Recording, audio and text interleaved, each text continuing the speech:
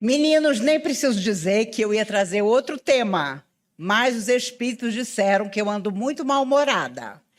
Então, o tema sugerido por eles foi Construindo Novos Dias de Esperança. Deve ser porque eu, antes de tudo, estou precisando ouvir.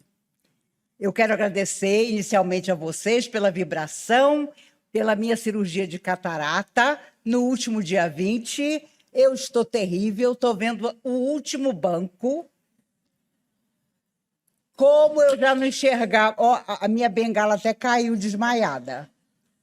Pela emoção. Deixa a Cristina, imagine, deixa ela deitada. Ela agora anda com essa mania. Olha, aí eu descobri que eu também estava andando mal porque eu não enxergava o chão. Já estava assim naquele processo da catarata profunda. Esse olho não posso operar, porque eu só enxergava, desde que nasci, 10%, agora enxergo 2%. Aí o médico, para me confortar, disse: a senhora agora é legalmente cega. Desta vista, a senhora nunca mais vai pagar imposto de renda. Eu falei: ai, que coisa linda! Mas este olho, gente, em 24 horas, eu enxergava tudo. Eu vi como a Glória Pires está velha. E eu vi como eu estou velha também. É impressionante como uma catarata engana você. Quando você está escovando o dente, você se acha jovem.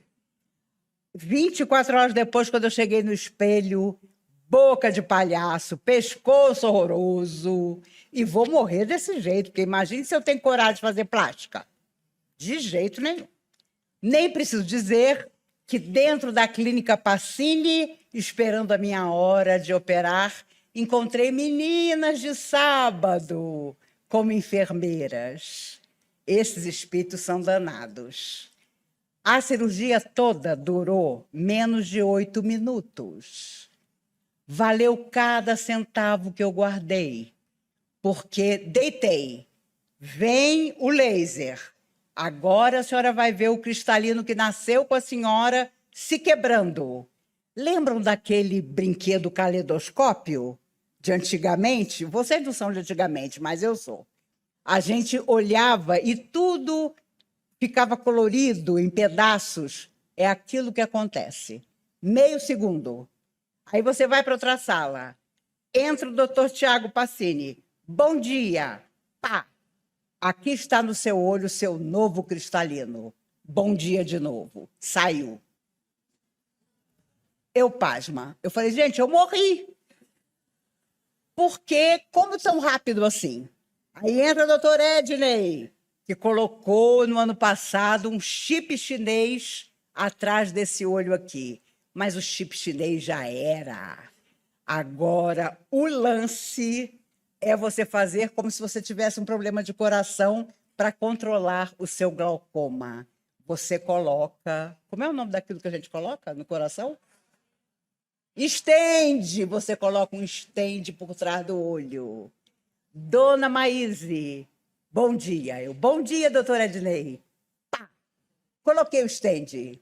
Pode ir para casa. Gente, eu fiquei até trêmula. Eu nunca vi uma coisa dessa. E aí, para me deixar animada, ele disse: daqui a 10 anos, eu tiro seus 2 olhos e coloco 2 olhos azuis. Ai, que lindo! Imagina eu de olho azul, gente. Não vai pegar, não vai sobrar para ninguém. Mas também, não tenho dúvida, orei o tempo todo pelas milhares de pessoas que não têm a oportunidade que eu tive, que estão ficando cegas pelo descaso das autoridades que fazem uma pessoa com catarata esperar anos por uma cirurgia sem solução. Mas como é para falar de esperança, vamos falar. Quando Jesus nasceu, os espíritos contam que ele não tinha um paninho para enrolá-lo. Nada. Nasceu na manjedoura, os animais com seu bafio quente é que aqueciam Jesus no seu nascimento. Aquele pano que aparece enrolando Jesus com Maria segurando ele no colo, foi um pastor de ovelhas que conseguiu para enrolá-lo. A alma mais perfeita que já veio à Terra para nos falar da profunda esperança da nossa evolução, não tinha um pano para envolvê-lo. Isso dá o que pensar, porque nós fazemos tantas exigências para sermos felizes. E o Cristo chega sem nenhuma exigência, porque ele buscava o nosso coração. Mas ele era um bebê ainda, recém-nascido. Depois é que ele mostraria quem ele era. A harmonização dos discípulos foi tão difícil que os espíritos contam que, obviamente, eles eram pessoas rudes, que não tinham estudo de espécie alguma, eram muito diferentes entre si. E a primeira preocupação de Jesus, quando os reuniu, antes de transmitir a sua mensagem e caminhar com eles por 3 anos, foi harmonizar suas almas, umas com as outras. E olha que o que dava de ciúme não estava no gibi. Porque eram pessoas muito diferentes. Eram pessoas que se irritavam com facilidade, que tinham lá as suas dificuldades de família, porque os que tinham família tinham famílias problemáticas, como era o caso de Pedro. Mas Jesus sabia que a cada 2 deles caberia a tarefa de evangelizar o mundo. E era preciso que eles fossem amigos. Então começa por aí a preocupação de Jesus, em harmonizar aqueles corações antes que eles entrassem em contato com as pessoas inúmeras que iam procurar por ele, o Cristo, e também, mais tarde, pelos discípulos.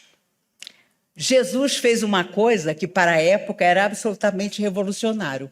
Ele valorizou a figura da mulher. Naquela época, quando uma caravana chegava a um poço de água, primeiro bebiam a água os soldados, depois, é claro, dos seus senhores. Depois, todos os animais, dos cavalos aos camelos até os cachorros. E, por último, as mulheres. Então, tudo isso que a mulher atravessou ao longo dos milênios não começou ontem.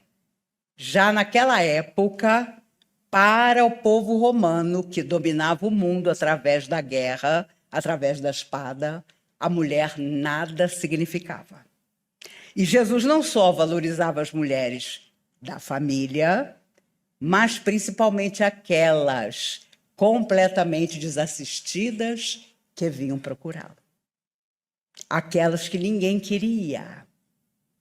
E os encontros de Jesus com as mulheres que o buscaram são histórias extraordinárias, porque ele sabia que no coração da mulher estava a grande luz para que as pessoas começassem a pensar na paz e não na guerra, que era no que os homens pensavam, tanto aqueles guerreiros como aqueles que eram escravos. Jesus, certa feita, vocês se lembram, ele caminha sobre as águas e Pedro diz a ele: Senhor, eu também quero.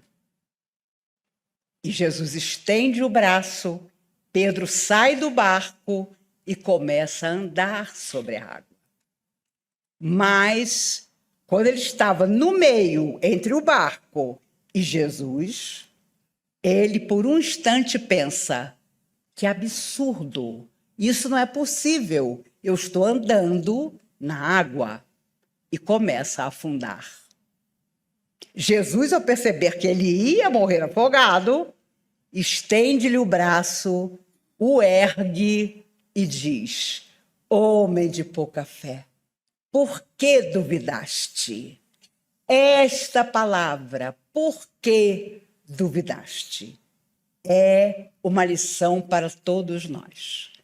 A partir do momento em que nós duvidamos da força que temos para mudar o nosso destino, estamos dando força a quem não quer que nós mudemos o nosso destino. E um dos motivos para conversar hoje sobre esperança é que os amigos espirituais nos têm dito que nós estamos nos queixando tanto, reclamando tanto, vendo tantas diferenças entre nós e o nosso semelhante, que estamos potencializando energias para encarnados e desencarnados que não desejam o nosso bem. Eu confesso a vocês que eu faço palestra há 50 anos, na doutrina há 51 anos, nunca vi tanta gente se queixar de tudo e de nada. E não adianta a queixa, porque nós não vamos solucionar nos queixando.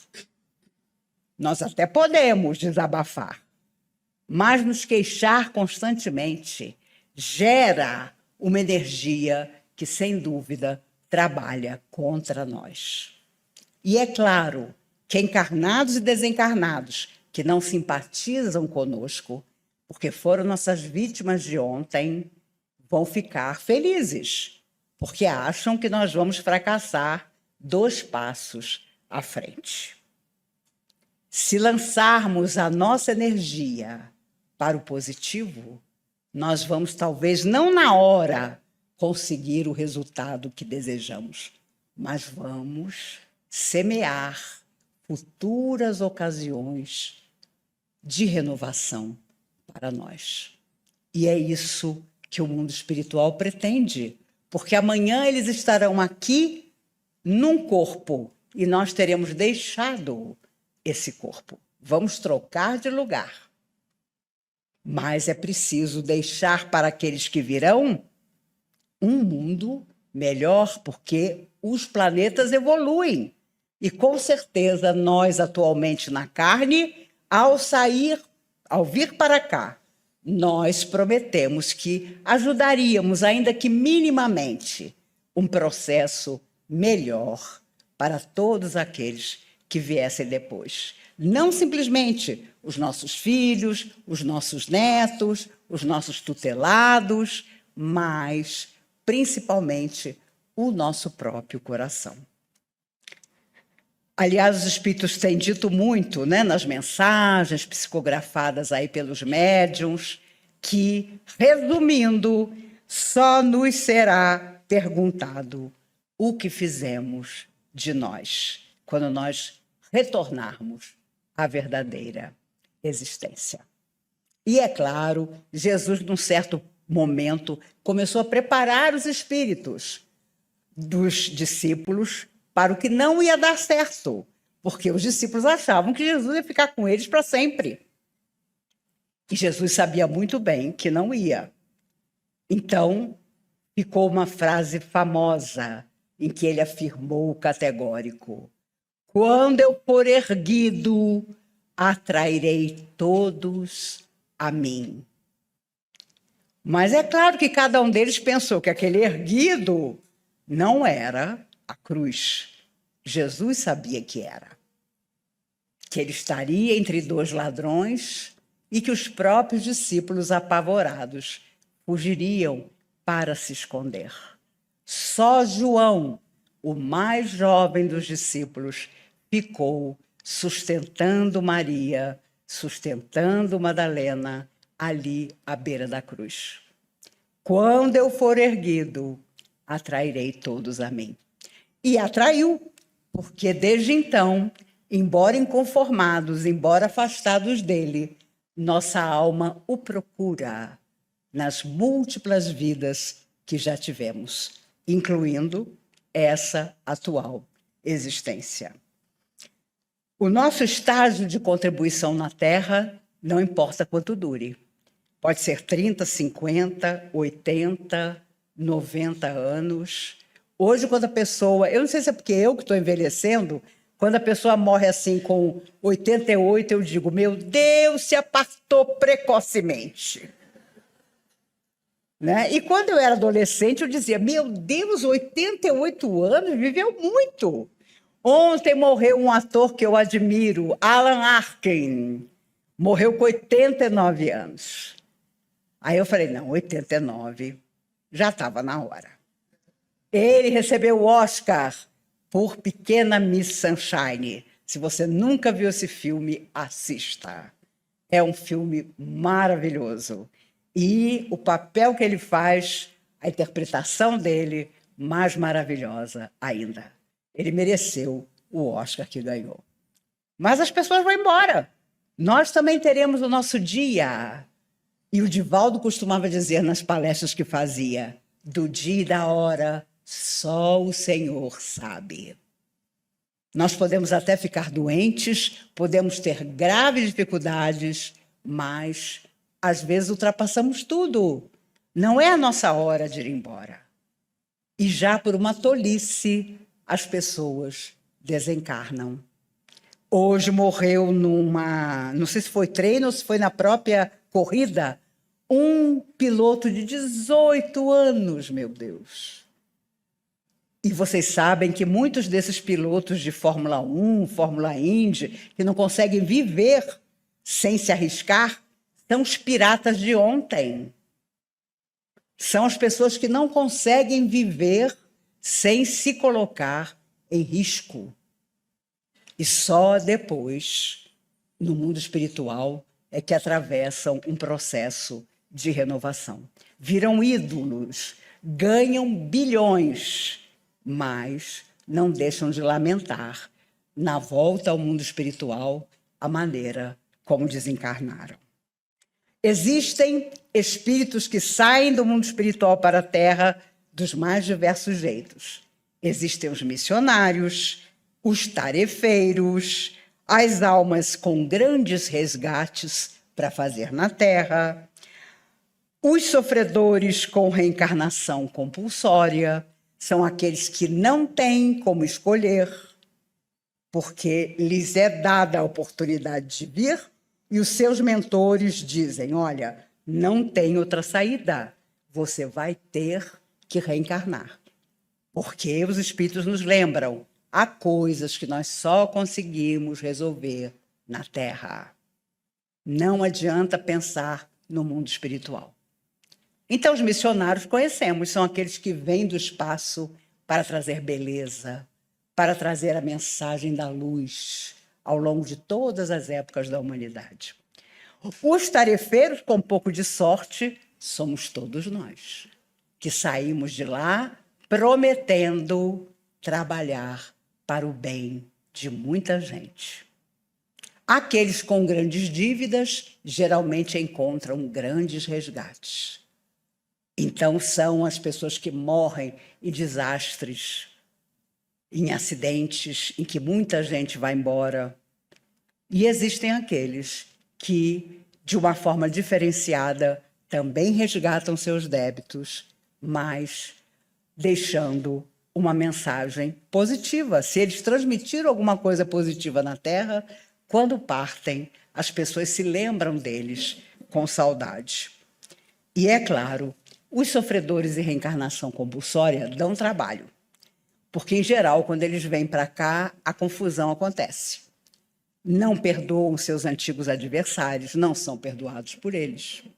Em todas as ocasiões, ameaçam, planejam vinganças.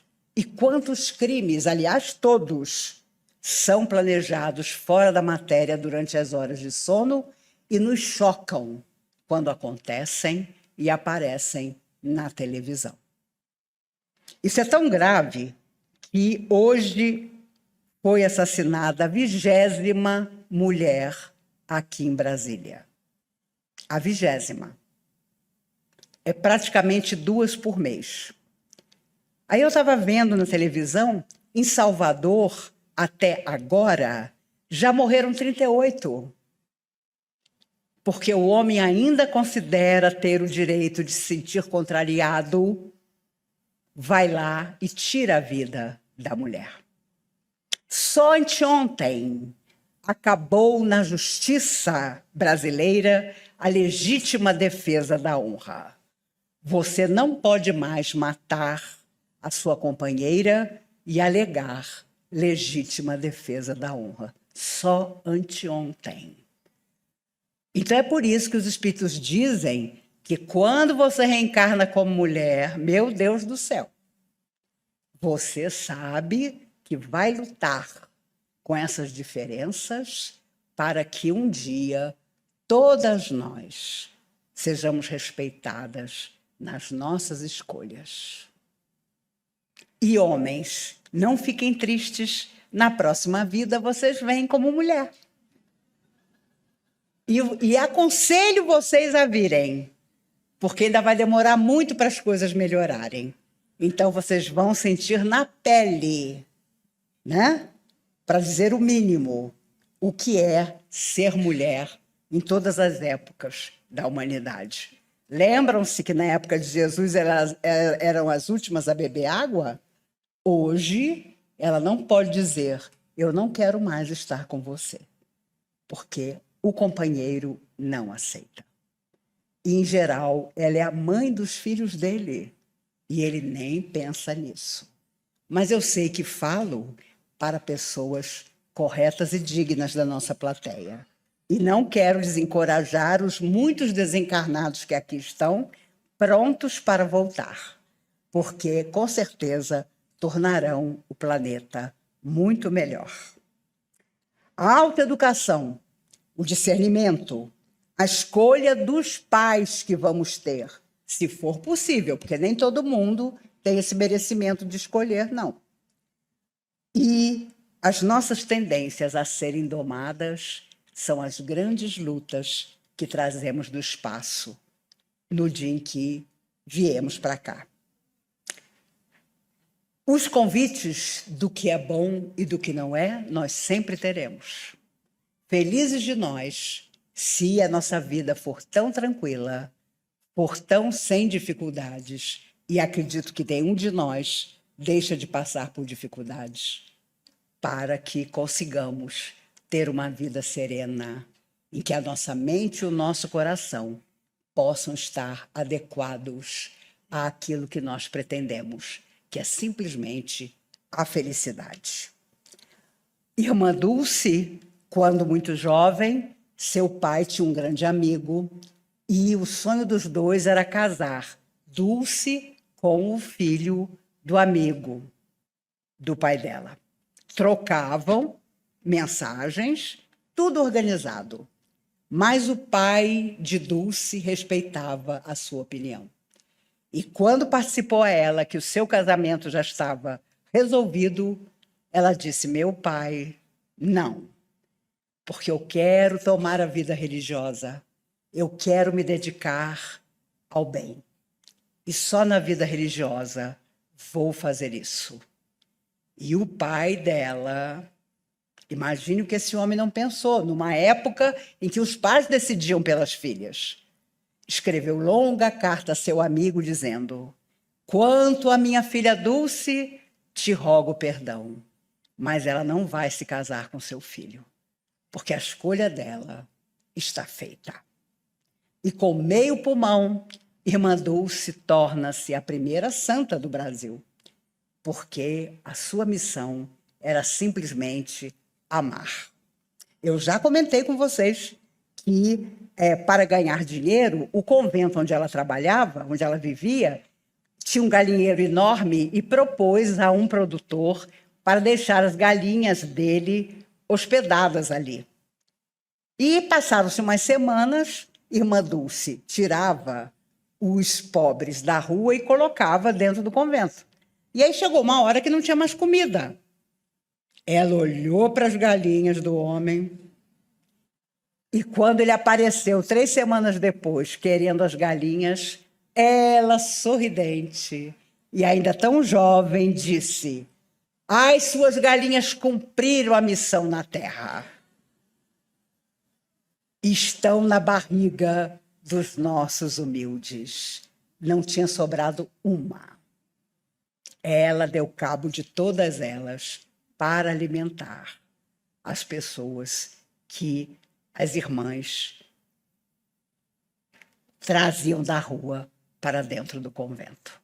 Já extremamente doente, de madrugada, as outras freiras ouviam barulho na escada do convento.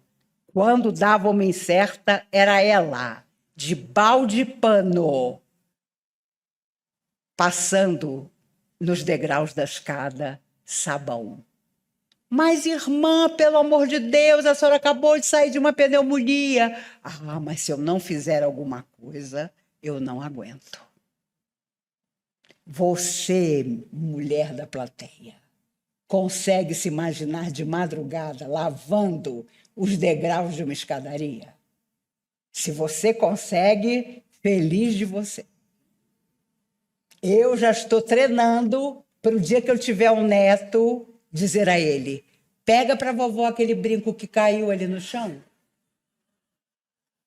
Veja como é diferente a missionária, irmã Dulce, da Maíse, conveniente. E quanto mais consciência nós tivermos disso, melhor vai ficar. Para a gente não bancar boba e ficar se achando muita coisa. A opção do Chico não durou um dia, porque Emmanuel lhe aparece e diz: eu tenho uma tarefa para o senhor, mas vou lhe dar uma semana para fazer a sua escolha. De um lado, uma família. O senhor se casa, tem filhos, talvez. Do outro lado, os livros que queremos psicografar através do senhor. Lhe dou uma semana para pensar. Naquela noite, havia um evangelho na casa da irmã do Chico, que tinha passado por uma grande obsessão e agora, renovada, fazia questão do evangelho no lar. Ela era vidente e quando ela pede para o Chico fazer uma prece, o teto da casa dela se abre e cai um monte de livro em cima dele. E aí ela disse: Chico, aconteceu alguma coisa com você hoje? E o Chico, sem querer contar, disse: não. Por quê? Porque o teto da sala se abriu e caiu um monte de livro em cima de você. Ele não tinha livre-arbítrio. Pode ter certeza. Ali ele viu que a escolha que Emmanuel lhe havia dado, a opção de uma semana, na verdade, era um engano. A tarefa já estava escolhida. E mais tarde, os espíritos contaram a ele a preparação de sua mãe, Maria João de Deus, antes de vir à Terra, para ser a mãe dele, que tinha essa tarefa impressionante. Amigos, Jesus em muitas ocasiões nos transmitiu lições incríveis. Hoje nós fazemos tanta crítica aos outros. E Jesus, em determinado momento, nos disse: com a mesma medida que medirdes o outro, vos medirão a vós. Mas a gente adora criticar. A gente adora apontar as deficiências alheias, esquecidos de que nos apontam também. Quando o moço rico procura, ele diz: vai, vende todos os teus bens, toma a tua cruz e me segue. Mas, vocês se lembram, o moço rico tinha muitos bens e achou muito difícil deixar tudo para seguir Jesus. Jesus olhou tristemente para ele e 2 semanas depois, defendendo as cores e o brasão da sua família, ele morre na arena numa batalha sangrenta contra um adversário infeliz como ele. E no último instante, contam os espíritos, ao cair sobre uma poça de sangue, o moço rico vê os olhos do Cristo e ouve a sua voz. Vai, vende tudo o que tens, toma a tua cruz e me segue.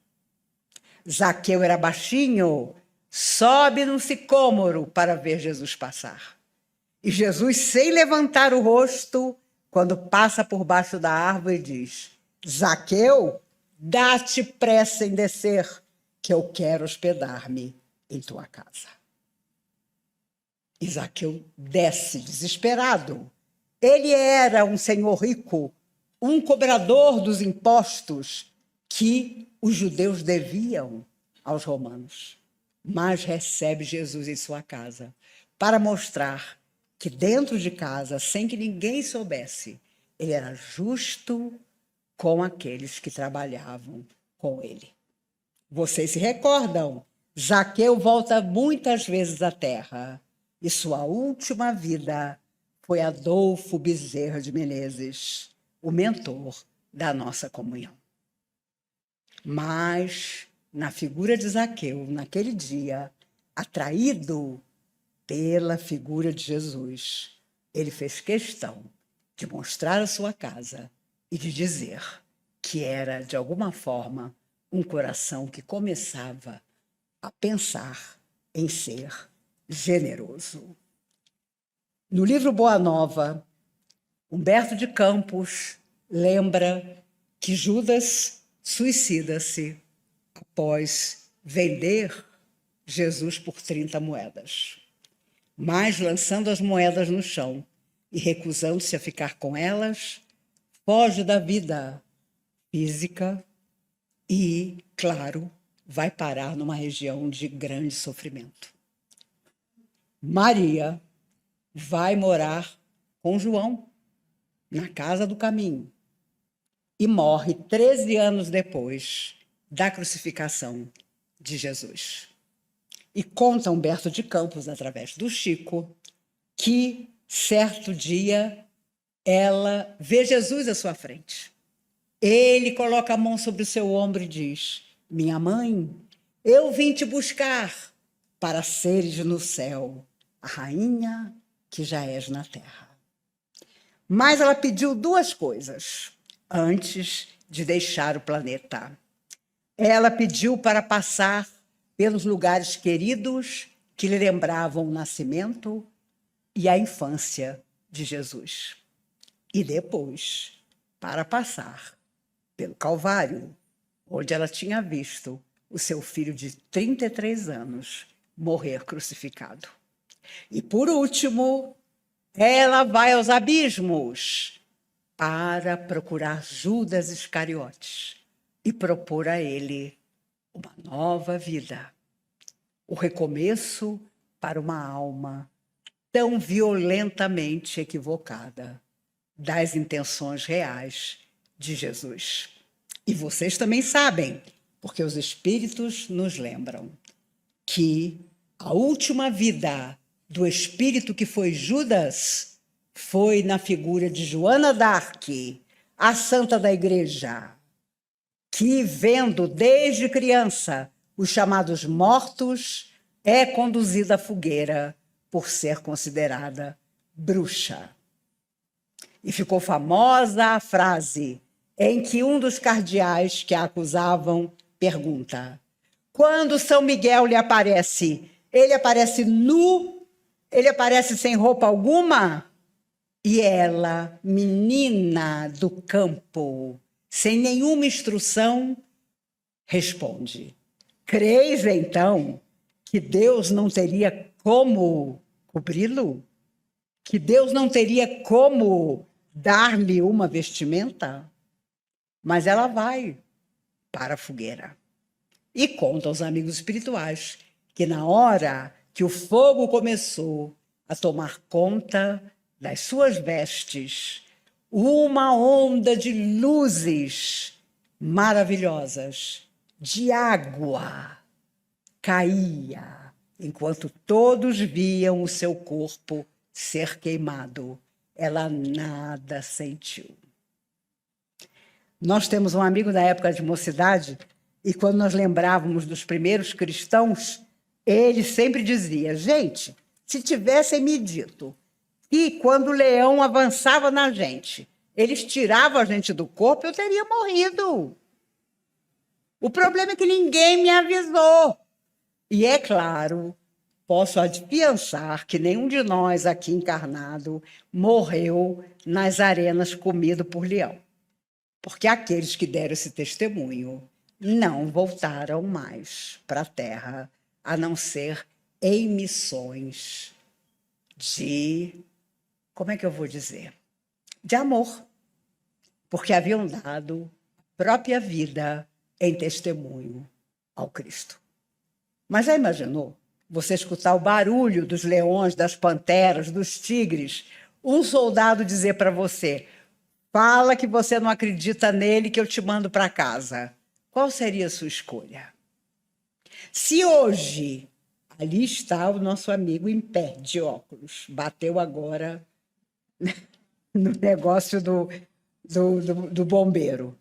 Se entrassem os leões aqui, ele organizasse. Quem quer morrer pelo espiritismo? Quem de nós morreria?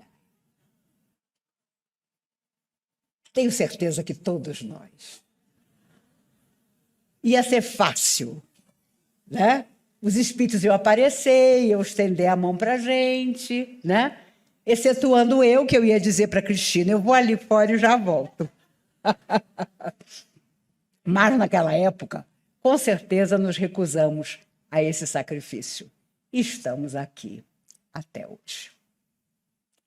No livro Antologia da Espiritualidade, de 1971, há uma linda mensagem psicografada por Maria Dolores através do Chico. Chama-se Cantiga da Esperança. Prestem atenção na letra. Alma querida, por mais que o mundo te atormente, a fé simples e boa, por mais te lance gelo na alma crente, na sombra que atraiçoa, alma sincera, escuta.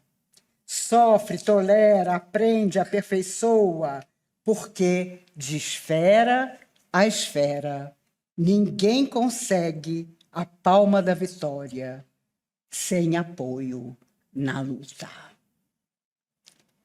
Espera que a esperança é a luz do mundo, oculta maravilha, que em toda parte se revela e brilha para a glória do amor. A noite espera o dia, a flor o fruto, o espinho a rosa, o mármore o buril. O próprio solo bruto espera o lavrador, armado de atenção, arado e zelo. O verme espera o sol para aquecê-lo. A fonte amiga que se desentranha do coração da pedra da montanha, enquanto serve, passa e se incorpora, às margens do rio que a devora, espera descansar, quando chega escondida a paz da grande vida que há no seio do mar. Seja o que for que sonhas a sofrer, que venhas a sofrer, abraça o lema regenerador do perdão por dever. Leva pacientemente o fardo que te leva, entre o rugir do vento e o praguejar da treva. Abençoa em caminho os açoites da angústia em torvo redemoinho, onde não possas, coração, entretecer a alegria de louvar, cala-te em oração e segue sem parar, amando, restaurando, redimindo. Edificando em suma, não te revoltes contra coisa alguma. Lembra que falamos da queixa? Ao vir a tarde mansa, na doce quietação crepuscular, verás como foi alta, doce e linda a aventura de esperar. E enquanto a noite avança para dar-te as visões de uma alvorada nova, nas asas da esperança, bendirás a amargura, a dor e a prova, agradecendo à terra a bênção de entendê-las. Subirás para o ninho de luz nas estâncias da paz, que te aguarda tecendo as constelações de estrelas. Então compreenderás que, além do mais além, no coração da altura, Deus trabalha, Deus sonha, Deus procura, Deus espera também. Que linda mensagem! Há tantos anos psicografada por Maria Dolores através de Chico Xavier. Um dia nós vamos agradecer por termos esperado, por não termos nos queixado, como está acontecendo tanto. E que esperança para nós seja sempre a alegria de saber que os melhores tempos da nossa vida ainda virão. Mesmo que nós tenhamos 90 anos, você sai do corpo, volta para a verdadeira existência e quantas alegrias, quantas maravilhas, quantos reencontros, quantas pessoas queridas nos aguardam. Ainda há tanto para fazer, tanto para sermos felizes, e nós estamos nos preocupando com coisas tão pequenas. Não façamos isso, porque estaremos tirando nossas forças para o dia de amanhã. E não acreditemos nas pessoas que são arautos do pessimismo. Depois da pandemia vem coisa muito pior. Não vem, não. O que virá é a renovação das nossas vidas. Foram 3 anos em que o mundo inteiro poderia ser mais solidário, e não foi. Mas há muita gente fazendo todo o bem que pode realizar. Não sei se vocês viram ontem na televisão 2 moças casadas, uma com a outra, que adotaram recém-nascido, um menino lindo com síndrome de Down, que hoje tem 4 anos. E é uma fofura. Sabe lá o que é você amar tanto que você não tem um filho com uma deficiência, você traz ele para amar, para junto de você. Existem pessoas assim. E são muitas. Não acreditemos naquelas que dizem que tudo está para terminar, que o mundo vai enfrentar uma grande guerra, que o presidente da Rússia vai lançar uma bomba. Outro dia eu estava varrendo minha casa e ele na televisão dizendo, porque eu estou prestes a lançar uma bomba. Eu parei com a vassoura e falei, lança, meu filho. Acaba logo com essa história. Entendeu? Eu parecia uma louca, sozinha em casa, porque eu moro sozinha, com a vassoura na mão, desafiei o bichinho. Lança! Quero ver você chegar do lado de lá e dizer que levou todos nós junto com você. Num instante, ele ia dar para trás. Que Deus nos abençoe a todos. Que haja força para sermos mais do que esperançosos, para sermos felizes, porque também vamos nos perguntar um dia se nós fomos felizes. E tenho certeza que a nossa resposta será que fomos, porque fizemos o coração do outro feliz também. Que Jesus nos guarde, que nos abençoe. Neste vídeo, inspirado pelas considerações de Maíse Braga, somos convidados a penetrar no sentido profundo da reencarnação e a perceber como a fé e a esperança se tornam sustentáculos diante das exigências da vida. É no cruzamento desses 2 eixos, a lei das vidas sucessivas e a confiança que nasce do entendimento de sua finalidade, que a doutrina ergue sua mais alta pedagogia espiritual. A codificação esclarece que a encarnação é o meio pelo qual o espírito progride, tanto pela experiência direta das circunstâncias quanto pelo exercício de sua liberdade moral. Ela não é uniforme, mas se desdobra em modalidades distintas, ajustadas à necessidade de cada consciência. Entre elas, destacam-se as provas, as expiações, as missões e as encarnações compulsórias. Cada uma guarda sua função específica no grande mecanismo de justiça e misericórdia divinas. As encarnações probatórias, talvez as mais comuns, constituem o campo onde o espírito testa suas conquistas morais e intelectuais. Diante de situações que exigem escolhas, ele confirma ou não sua disposição de trilhar o caminho do bem. Trata-se de experiências em que os desafios não estão necessariamente ligados a faltas graves do passado, mas se apresentam como oportunidades de consolidação. Nelas a vida se mostra como escola, em que a resistência às tentações, o cultivo de virtudes e a construção de afetos nobres são a verdadeira medida do êxito. Já as encarnações expiatórias são mais severas. Nelas o espírito enfrenta dificuldades diretas, resultantes de erros anteriores que exigem reparação. Podem manifestar-se em enfermidades limitantes, em restrições sociais ou em dramas íntimos que não encontram explicação apenas nas circunstâncias presentes. O sofrimento, quando visto de forma isolada, parece injusto, porém, iluminado pelo conhecimento da lei de causa e efeito, revela-se terapêutico e libertador. É nesse contexto que a esperança se torna indispensável, pois permite enxergar o futuro não como repetição de dores, mas como conquista possível de libertação e paz. Há também as encarnações missionárias, em que espíritos mais adiantados se oferecem para assumir tarefas de maior responsabilidade no plano terrestre. São experiências escolhidas não para resgatar débitos, mas para auxiliar coletividades inteiras. Missionários da ciência, da arte, da educação e, sobretudo, da religião trazem sementes de progresso que beneficiam gerações. Nessas existências, as provações não desaparecem, mas se revestem do sentido do sacrifício voluntário. Emmanuel, em seus romances, frequentemente ilustra esse tipo de encarnação, mostrando como almas abnegadas aceitam renúncias dolorosas para manter o compromisso assumido diante do Cristo. Distintas dessas, encontramos as encarnações compulsórias, mencionadas em diversas obras complementares.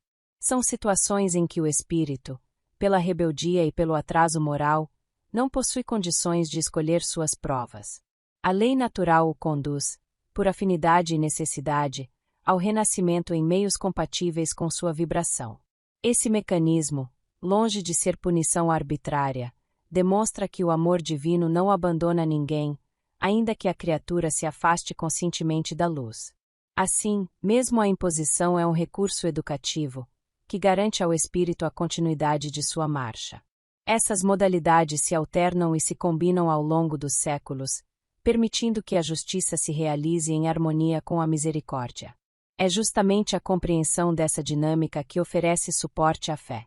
Quando a existência se mostra árdua, quando as dificuldades parecem ultrapassar as forças humanas, a certeza de que nada se perde e de que toda dor possui função pedagógica sustenta a alma vacilante.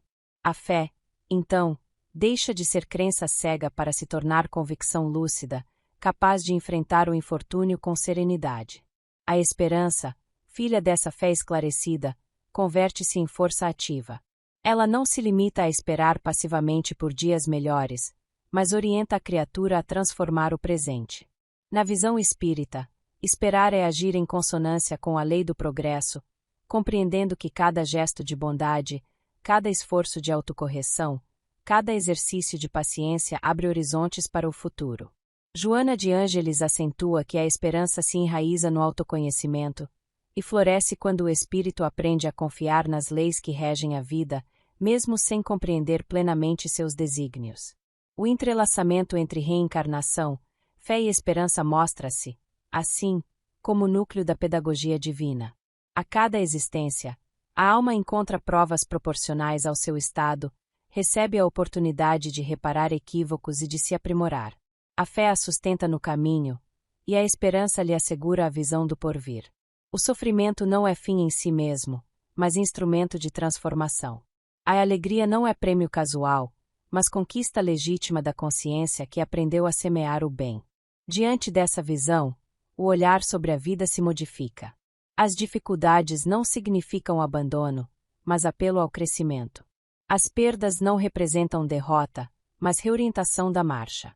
O destino não é fatalismo, mas roteiro flexível que o livre-arbítrio pode engrandecer. Cada encarnação, em sua natureza específica, é degrau na escada do progresso que conduz todos à plenitude. É nessa compreensão que repousa a serenidade diante das provas e a confiança em que nenhum esforço se perde, a vida ganha novo sentido, e cada passo, por mais difícil, se converte em caminho seguro para a libertação e para a paz.